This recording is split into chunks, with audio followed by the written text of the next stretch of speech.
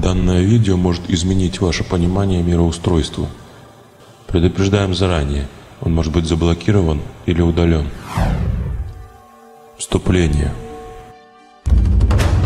Как вы думаете, откуда такие страны, как Иран, Индия, Пакистан, получили секрет атомной бомбы?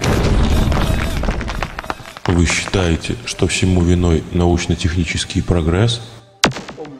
В этих странах распространены религии, основанные на медитативных практиках и мистицизме. Йога, буддизм, джайнизм, сикхизм и так далее. Именно в этих странах появились первые магические школы. Инфополевые пси-пластины, инфопотоковые пластины плоскости, тоннельные пластинные переходы, пластинные потоковые тоннели. Это ключи в ту потаенную дверь, в ту сакральную и запретную область бездны, которую тщательно скрывают посвященные нашей планеты от простых людей. Опытные контактеры осуществляли погружение в ноосферные слои с помощью инфопотоковых тоннельных пластин и получением данных, связанных с изготовлением и устройством атомной бомбы. Раз атомная бомба была уже изготовлена кем-то ранее, то эти информационные шлейфы можно отыскать в инфополе. Вы скажете, откуда у них, нищих, такие знания? Скажете, разведка? Да, разведка. Только не та в общем понимании, к которой мы привыкли, а разведка ментальная. Сбор важных данных, эгрегориальных образований и энергоинформационных слоев планеты. Они получили информацию из энергоинформационного поля. Они просто списывали эту сверхсекретку из соответствующих слоев ноосферы. Какая там разведка, когда у разведчиков денег не хватало, чтобы прокормить себя?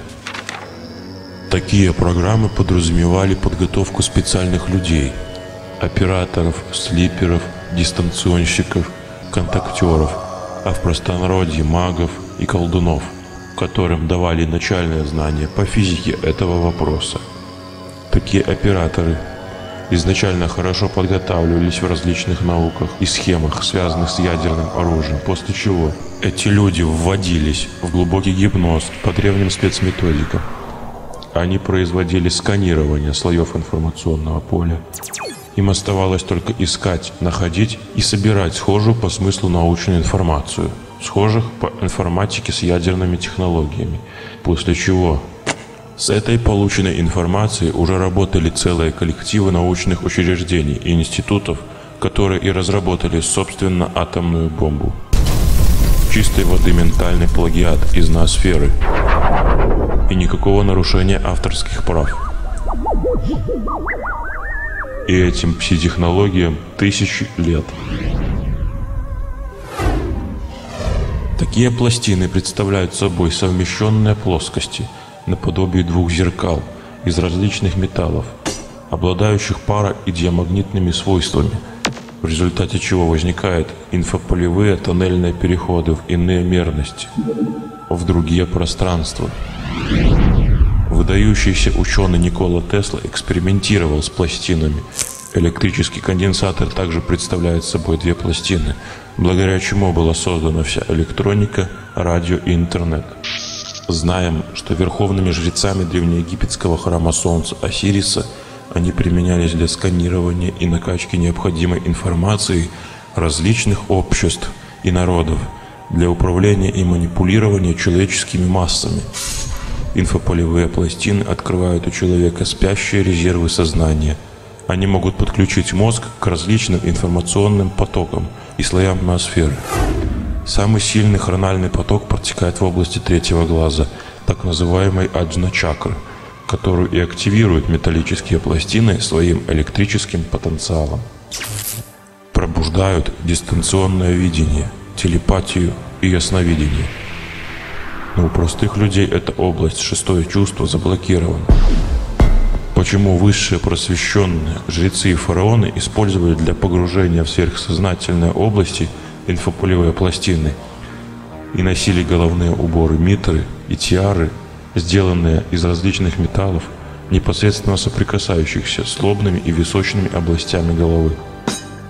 Вы думаете, что символизируют лавровые венки на бюстах и статуях древних богов? философов, императоров. Именно в металле пластин индуцируются, наводятся именно те информационные потоки из ноосферы, из инфополя космоса, которые содержат мысли, схожие по частоте вибраций с мыслями человека. Потрясающее сочетание интуиции и интеллекта.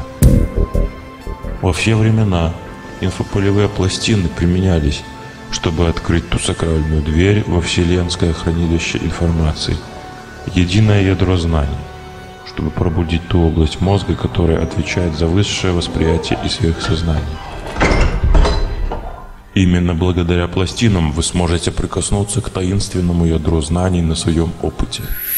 Инфополевые пластины откроют вам дверь к новым знаниям и дадут вам реальный шанс преуспеть в этой жизни. И самое главное, пластины откроют вам дверь, ведущую к 12 сокровищам жизни, о которых пойдет речь позже. Вы только представьте, что благодаря инфополевым пластинам вы узнаете много нового, измените свою жизнь к лучшему, пробудите свои спящие резервы, обострите интуицию, усилите память, интеллект, экстрасенсорные способности. Не надо забывать, что время самоподготовки и самопознания у нас на Земле ограничено. Не упустите свой шанс. На интересующие вас вопросы мы можем ответить по адресу электронной почты psiplast@yandex.ru. Подписывайтесь на наш канал, ставьте лайки. Это только начало.